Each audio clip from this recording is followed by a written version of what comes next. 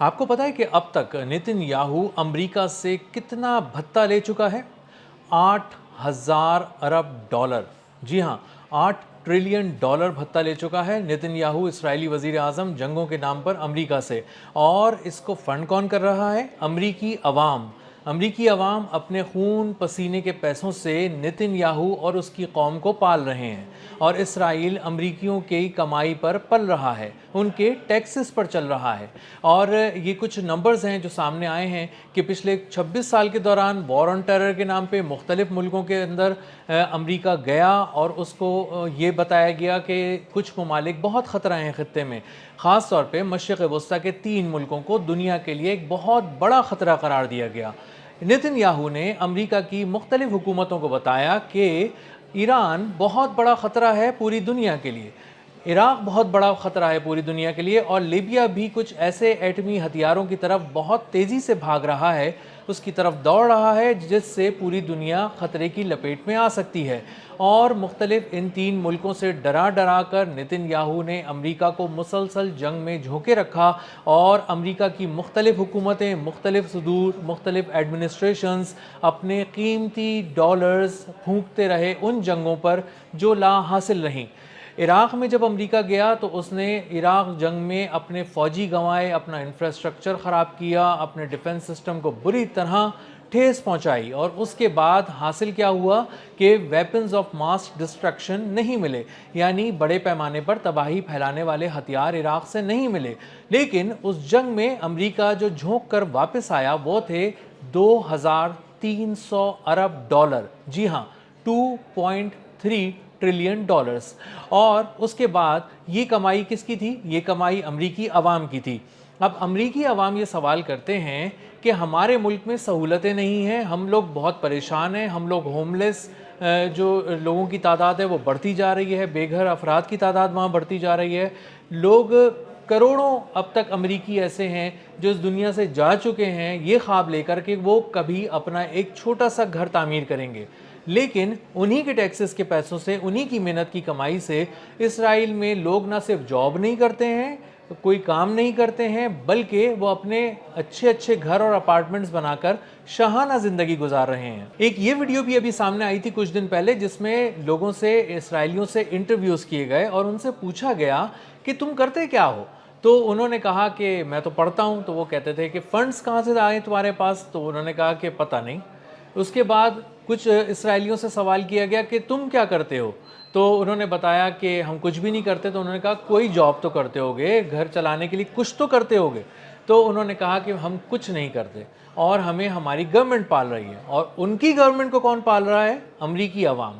اور امریکی عوام اپنے خون پسینے کی اور محنت کی کمائی سے اسرائیل کو مسلسل فنڈ کر رہے ہیں، اور اب تک مختلف جنگوں کی صورت میں، مختلف طریقوں سے اب تک وہ 8,000 ارب ڈالر نیتن یاہو نکلوا چکا ہے اور اپنی قوم پہ لگا چکا ہے۔ وہاں پہ حالات بہتر ہیں اور امریکیوں کے حالات برے ہیں۔ اب ایک چھوٹا سا جو ڈیٹا سامنے آیا ہے وہ یہ ہے کہ اگر 8,000 ٹریلین ڈالر کو امریکی عوام پر ہی لگا دیا جائے تو ان کی حالت کیسی ہو جائے گی؟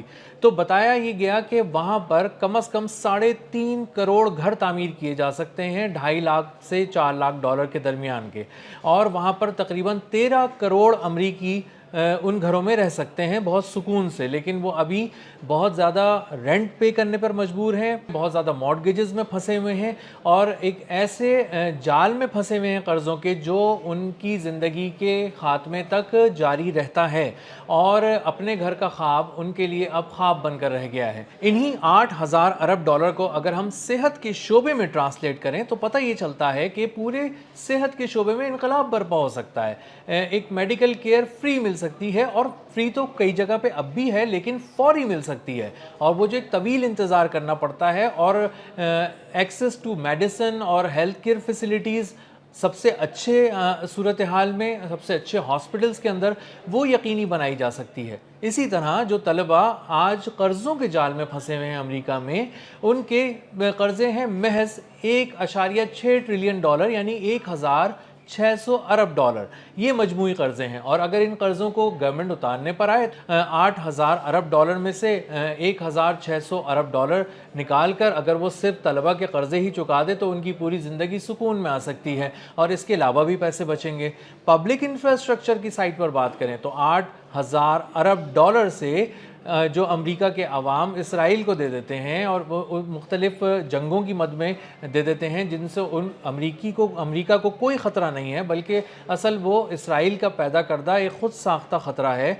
उन 8,000 अरब डॉलर को अगर हम इंफ्रास्ट्रक्चर की तरफ और शहरी निज़ाम को बेहतर करने में लगाएं तो पता चलता है कि बहुत सी सड़कें बनाई जा सकती हैं अमेरिका में, पुल बनाए जा सकते हैं, पानी का निज़ाम बहुत बेहतर बनाया जा सकता है, बिजली का निज़ाम जो बहुत सी जगहों पर ख़राब है वो बहुत बेहतर बनाया जा सकता है। इसके अलावा भी मुख्तलिफ शहरी शोबों में बहुत ही नुमायाँ किस्म की तब्दीलियाँ लाकर, तरक्की लाकर लोग अमरीकियों की ज़िंदगी बेहतर बनाई जा सकती है। लेकिन हो ये रहा है कि मुसलसल अमरीकियों की मेहनत की कमाई नेतन्याहू किसी न किसी मद में निकाल कर ले जाता है और अब तक जो आदाद शुमार सामने आ रहे हैं वो 8,000 अरब डॉलर के हैं। और यही वजह है कि अमेरिका में जब भी एक पोल किया जाता है, एक सर्वे किया जाता है और पूछा जाता है कि क्या आप ईरान के ख़िलाफ़ जंग को सपोर्ट करते हैं, तो 80% तक रेशो अब बढ़ चुका है। जो पहले 63% हुआ करता था, 80% तक रेशो बढ़ गया है कि अब अमरीकी खुलकर इस बात को कह रहे हैं कि हमें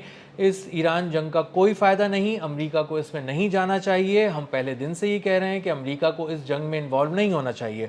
और वो अब ये भी समझ रहे हैं कि इस जंग में अमेरिका फ़र्स्ट नहीं है, इस जंग में इसराइल फ़र्स्ट के नारे के साथ वो कूदे हैं। इसमें अमेरिकी फ़ौजियों की जान जा रही है, उनका पैसा जा रहा है अमरीकियों का, और वो इसराइल की जंग लड़ रहे हैं मशरिक़ वुस्ता के महाज़ पर, और अब मुखालफत पूरी दुनिया में मोल ले रहे हैं इसराइल की वजह से। और चूँकि आबनाए हुर्मुज़ बंद हो चुकी है और मुख्तलिफ जो मशरिक़ वुस्ता की बेहतरीन मईशतें थीं, ताकतवर मईशतें थीं, वो कमज़ोर होना शुरू हो गई हैं, तो अब उसके असरात एक आम अमरीकी के किचन तक भी पहुँचना शुरू हो गए हैं। और वहाँ पे गैस महंगी हो गई है, मुख्तलिफ कमोडिटीज़ महंगी हो गई हैं, जिसकी वजह से उन्हें अब और भी ये दूसरी तरफ से भी उनको बहुत ज़्यादा मुश्किलात का सामना है कि किस तरह वो अपनी ज़िंदगी को बेहतर बनाने के लिए हर वक्त ही मेहनत करते रहेंगे। क्या वो कब्र तक मेहनत ही करते रहेंगे, ज़िंदगी के आखिर तक अपने आप को झोंकते ही रहेंगे एक ऐसी मेहनत की आग में जिसकी कमाई नेतन्याहू आखिर में उड़ा के ले जाता है और अमरीकियों के हाथ कुछ नहीं आता। तो अमरीकी अब ट्रंप एडमिनिस्ट्रेशन पर मुसलसल जोर दे रहे हैं कि आप एक ऐसी जंग में कूदे ही क्यों जिसके बारे में आपको कुछ मालूम नहीं था, जिसकी हिकमत अमली आपको कुछ पता ही नहीं थी। और 10-12 दिन की जंग के अंदर आप खुलकर सामने आ चुके हैं कि ना आपकी जेब में पैसे हैं, ना आपके पास हथियार हैं, ना आपके पास हिकमत अमली है, ना आपके पास फ़ौजियों का वो जज्बा है, ना आपके पास कामयाबी है, ना आपके पास मिसाइल्स हैं। और आप ईरान जैसी मुल्क जिसे आप तरने वाला समझकर निगलने चले थे, वो आपको लोहे के चने चबवा रहा है। और अब आप ना समंदर में महफूज हैं, ना आप ज़मीन पे महफूज हैं, ना आप फ़िज़ा में महफूज हैं। और मशरिक़ वुस्ता के वो डेस्टिनेशंस, वो बेसिस जिनको आप कहते थे कि ये हमारी हैं, इस ज़मीन पर हमारे पाँव मजबूत हो चुके हैं, उन कदमों को भी ईरान ने उखाड़ दिया है। तो अब ना आबनाए हुर्मुज़ महफूज है, ना खलीज फ़ारस, ना खलीज ओमान, और उस तरफ देखें तो अब ना इसराइल है, और जॉर्डन से लेके, कतर से लेके सऊदी अरब और यूएई तक जितने भी अड्डे थे फ़ौजी, वहाँ पर जो अमेरिका है उसके कदम उखड़ चुके हैं। तो अब अमेरिकी सवाल कर रहे हैं कि क्या अब हमें मज़ीद जंगों में मुसलसल अपने आप को झोंकते रहना है, और मुसलसल क्या आप अब भी ये प्लान कर रहे हैं कि इतनी नाकाम जंगों के बाद आप फिर कुछ ऐसे महाज खोलने जाएंगे आइंदा मुस्तकबिल में जिसमें हम मज़ीद 8 ट्रिलियन डॉलर लगा दें, और यानी अब अगली एक नस्ल भी हमारी क्या इसी काम में लगी रहेगी कि वो मेहनत से कमाए, खून पसीने की कमाई अपनी जमा करे और उसके बाद टैक्सों के ज़रिए अमेरिका को दे दे ताकि वो ले जाके उसको नेतन्याहू की झोली में डाल दें, और नेतन्याहू अपने लोगों को भरे पेट जो है वो खाने खिलाता रहे। और उसके बाद हाल ये है कि इसराइली उठकर कोई काम भी ना करें, ना वो जॉब पर जाएं, ना वो कोई बिज़नेस करें, और सिर्फ अमरीकी अवाम के खून पसीने की कमाई और टैक्सेस के पैसों पर पलते रहें।